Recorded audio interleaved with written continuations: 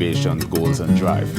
But subliminals, in and of itself, information that bypasses below the psychological threshold of conscious perception. So you have the conscious mind, you have the subconscious, and you have the pre-conscious or universal unconsciousness. Now, this area below the conscious mind is where we get into areas like psychodynamics, which is sort of like the interrelationship or the interrelation between the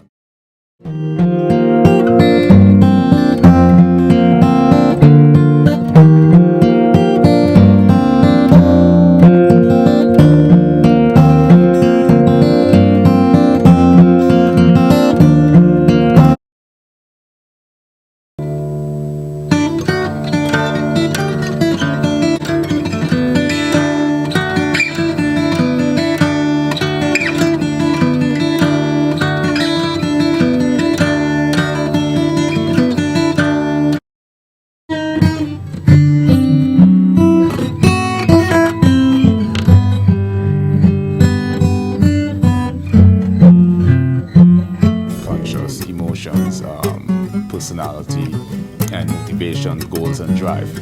But subliminals, in and of itself, goals and drive.